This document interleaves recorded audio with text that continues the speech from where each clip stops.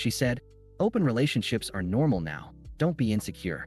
After I found her messages, so I let her have her freedom and moved out quietly. Now she's panicking that none of her options want anything serious. Hey viewers, before we move on to the video, please make sure to subscribe to the channel and hit the like button if you want to see more stories like this. Thanks. I used to think the worst kind of betrayal was catching someone physically cheating. But now I think the slow emotional erosion, the kind that disguises itself as personal growth and modern love, is worse. It doesn't break your heart in one moment. It dissolves your sense of reality drip by drip. My name's Eric. I'm 29, software engineer, and until about 6 months ago, I was in a 2-year relationship with a woman named Sarah. I thought she was it for me. We met at a friend's game night.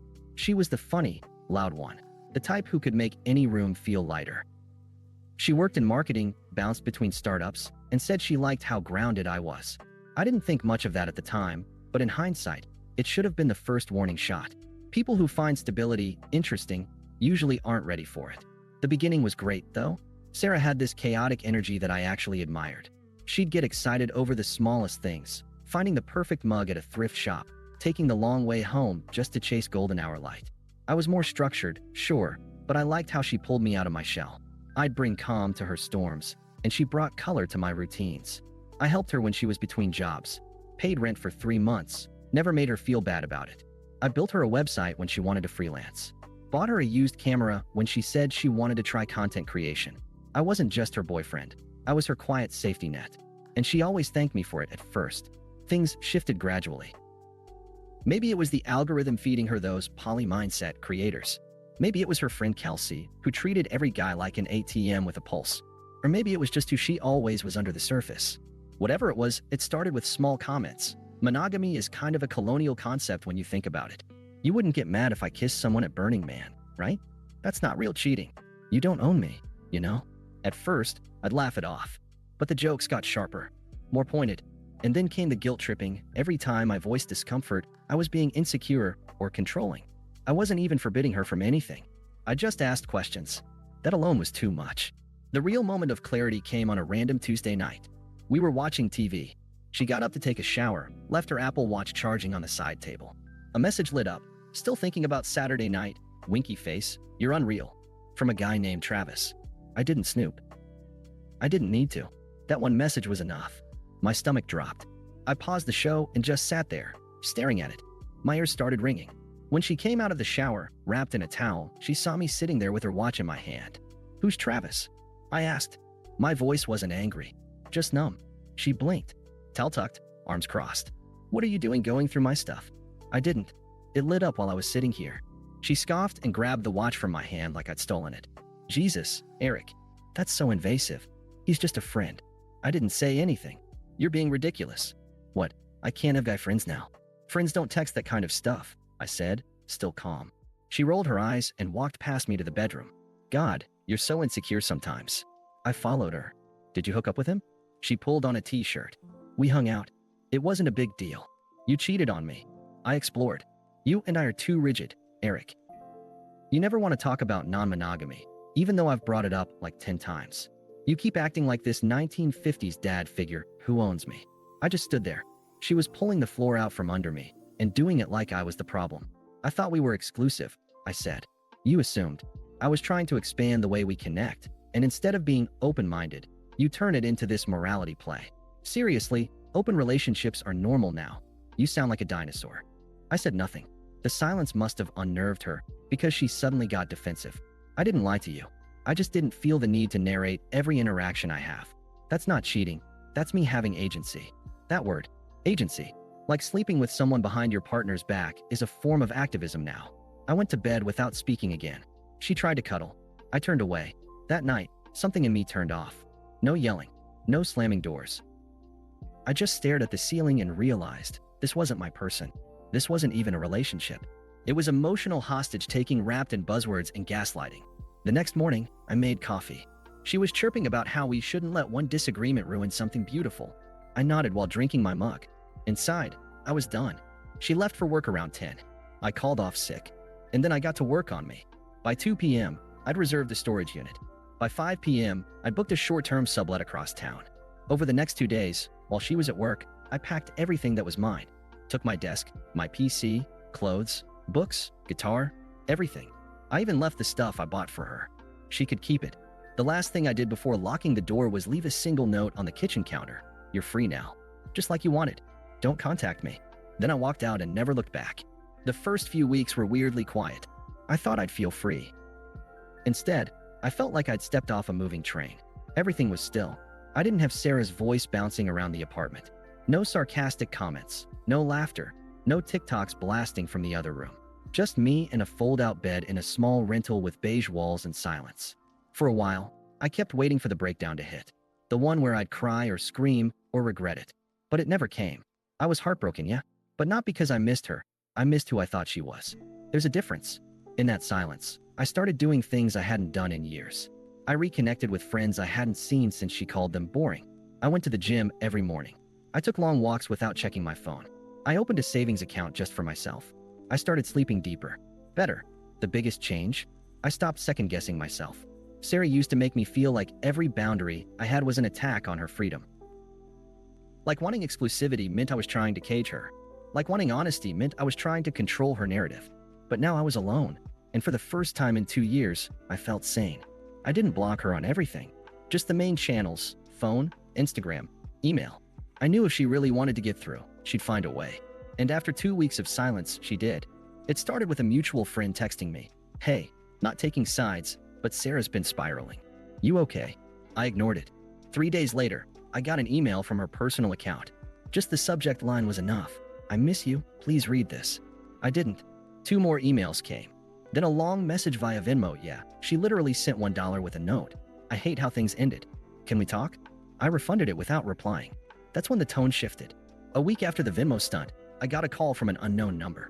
I didn't answer. Then a text came in. "Hey, it's Sarah's friend Tasha. She's not doing great. She really just wants closure. Could you meet her, even just once?" Closure.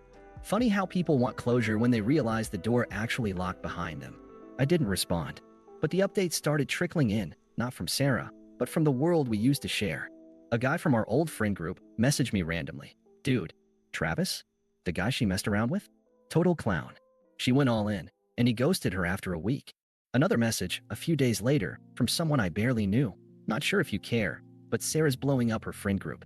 Everyone's kinda over her drama." I didn't reply to any of them, but I won't lie, reading those messages felt validating. Apparently, after I left, she tried turning the tables. Told everyone I was emotionally repressive, that I abandoned her because I couldn't handle a strong woman with options. But the thing is, people saw right through it. Especially when she started crying on Instagram about men being trash while thirst trapping in the same post. Her follower count dipped. Her group chats went quiet. Travis never became her boyfriend. He told people she was too intense. The other guys she lined up all fizzled. One of them had a girlfriend and just wanted a fling. Another one never showed up for the date. She went from being liberated and exploring to accidentally single and confused in under a month. That's when the desperation really kicked in. One evening, I walked into my building's lobby, and there she was, Sarah, standing by the elevator in a hoodie, arms crossed, like she hadn't blown up our entire relationship just 6 weeks earlier. She looked smaller somehow, less confident. Or maybe I was just seeing clearly now. "Hey," she said. I didn't say anything. I didn't know how else to get through to you. You blocked me everywhere. I did. She hesitated. "I didn't expect you to disappear like that." I raised an eyebrow. "You told me open relationships were normal. I gave you what you wanted, freedom." She flinched a little. "I was wrong, okay? I was trying to figure myself out. I didn't mean to hurt you. You weren't figuring anything out. You were stringing me along while you chased attention." "That's not fair," she snapped, but her voice cracked. "No," I said, calm as ever. "What wasn't fair was asking for loyalty while planning your exits." She looked down. "I miss you," she whispered. "Everything's so empty now." I nodded. "Yeah, that happens when you burn bridges before you know how to swim." She looked like she might cry. I didn't care. "You don't even want to hear me out?" she asked. "I did hear you out. That night you said I was controlling, insecure, and outdated. That was the last conversation we needed to have." She stared at me like she didn't recognize me. Maybe she didn't. Maybe for the first time, she was seeing me not as the quiet guy who'd do anything to keep her happy, but as someone who finally realized he deserved better. "You're really not coming back, are you?" "No," I said. "And you're not either." Then I walked past her, hit the elevator button, and didn't look back. After that lobby encounter, I expected her to take the hint. She didn't. A week later, my email inbox blew up again. Not just from Sarah, from her mother. Yep, her actual mom emailed me. Subject line: Sarah is hurting. Please don't abandon her when she needs you most. As if I hadn't already watched her throw our relationship off a cliff, light it on fire, and live stream the fall. The email was a guilt trip disguised as concern. Long paragraphs about how Sarah has always struggled with relationships, how I was the first stable influence in her life, and how a strong man doesn't walk away when a woman is confused. I didn't respond. I archived it like spam. Then came her sister, Jenny. Texted me out of nowhere. I know she messed up, but you guys had something real. She cries every night. I blocked the number. A few days later, I found a handwritten letter in my building's mailbox. No stamp, just folded paper. Eric, you didn't even give me a chance to explain. I wasn't trying to replace you. I was scared.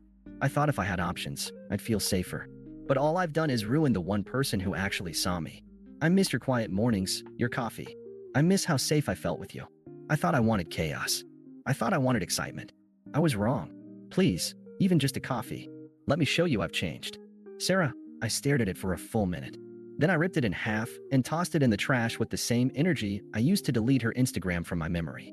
But she wasn't done. 2 days later, I got a call from my boss. Hey, Eric, weird question. Did you give someone permission to visit you here? What? No. Okay. There was a woman in the lobby asking for you. Said she was your girlfriend. I closed my eyes and took a deep breath. She's not. Sorry about that. Won't happen again. It was pathetic now, the persistence, the pressure, the desperate attempts to stage a reunion like this was some rom-com instead of a self-inflicted car crash. But the part that really hit me? She wasn't sorry for what she did.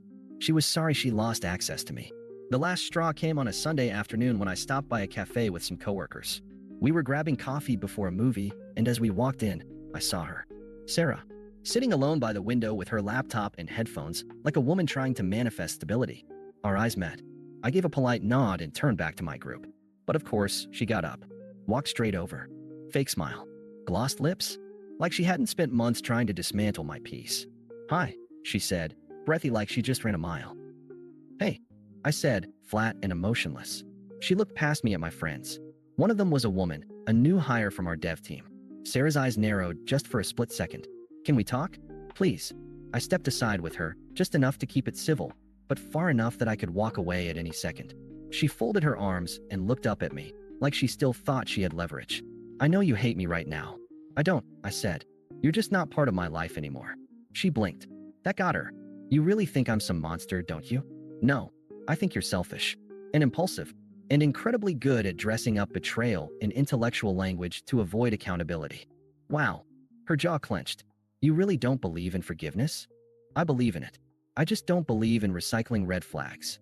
She scoffed. You think you're better than me now? No, I said. I know I am. There it was, the shift. Her whole body tensed, like the mask cracked a little too fast. You've changed, she snapped. I have. You helped with that.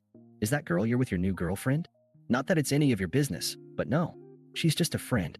She tried to play it cool, but the jealousy was bleeding out of her. I was lost, Eric. I didn't know what I wanted. You did, I said. You wanted freedom, attention, options, and you got them. But none of them chose you back, did they? She stared at me like I'd slapped her. But I wasn't being cruel. I was being honest. Something she never gave me. You act like I ruined everything. You did, I said simply. But the good news is, you did me a favor. You showed me exactly what to avoid for the rest of my life. She was breathing heavier now, voice tight. You're being so cold.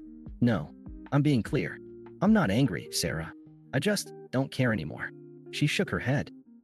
So that's it. You're done with me forever. I was done the night you looked me in the eye and told me open relationships were normal. You wanted the door open. I walked out of it. Then I turned back to my group and left her standing there. No drama. No scene. Just a woman holding the consequences of her choices with no one left to blame. That was the last time I ever saw her. No more emails. No more surprise visits. No more friends reaching out to vouch for her. Just silence. Maybe she finally got the message. Maybe she realized that whatever spell she used to cast over me, the charm, the gaslighting, the performative self-importance, didn't work anymore. Maybe she understood that the version of me who would have taken her back out of guilt was long gone. Or maybe, like every option she chased, she just got bored once she realized there was no attention left to harvest. I never really cared to find out.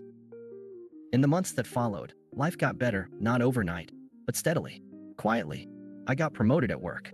Started leading a new product team. Picked up a new hobby, boxing. There was something therapeutic about hitting a heavy bag in complete silence. No words, no debates, no manipulation, just release. I moved into a new place. Bigger kitchen, better light, no ghosts. And yeah, I started dating again. Carefully, slowly. No rushing, no desperation. Just seeing people for who they really are, not who I wanted them to be. One of them, a woman named Leah, is still around. We're not in a hurry to label anything, but she's the most emotionally grounded person I've met in years. She listens more than she talks. She asks questions, not accusations. When I told her about my past with Sarah, she didn't flinch. She just said, "Well, it sounds like you finally chose yourself." She was right. It's not about replacing Sarah. It's about removing the version of me that tolerated Sarah. The part of me that mistook gaslighting for communication. That confused chaos with passion. That believed loyalty meant waiting around while someone decided whether or not I was enough. That guy's gone. And good riddance. A few weeks ago, I was invited to a mutual friend's engagement party. Someone from the old friend group Sarah and I used to hang out with. I almost didn't go, but in the end, I decided I had nothing to hide from. Besides, Leah came with me. It was a backyard event. Music, string lights, people laughing. We mingled, drank wine, talked to old acquaintances who, surprisingly, didn't mention Sarah at all. It was like she'd evaporated from the collective memory. Until she showed up. Yeah, she came late. Alone. Her hair was shorter. Her makeup heavier. Her smile fake. Not that bright, real one I used to love. This one didn't reach her eyes. She was trying to look unbothered, happy, content. But it wasn't working. She spotted me across the lawn. Her expression froze when she saw Leah. Leah had her arm casually around my waist, listening to me tell a dumb story about an office coffee machine war. She laughed at the punchline just as Sarah stopped walking. And I kid you not, Sarah turned around and walked the other way. She didn't say hi, didn't wave, didn't make a scene, just turned, slowly, and left. That was the moment I knew it was over. Not just the relationship, but the power she thought she had. The emotional leverage. The guilt. The way she used to make me feel like I owed her my silence while she figured herself out. No more. That night, Leah and I went home, opened a bottle of wine, and watched a movie. No drama. No lies. Just two people enjoying peace. The kind that comes after the storm, when the wreckage is cleared and the sky is finally quiet. Sometimes I still think about that note I left behind. You're free now. Just like you wanted. Don't contact me. At the time, it felt like the bare minimum. But now I realize it was everything. Freedom without accountability is a cage you build for yourself. And as far as I know, she's still trapped in hers. Me? I'm just living. Thanks for watching. Make sure to subscribe to the channel and hit the like button.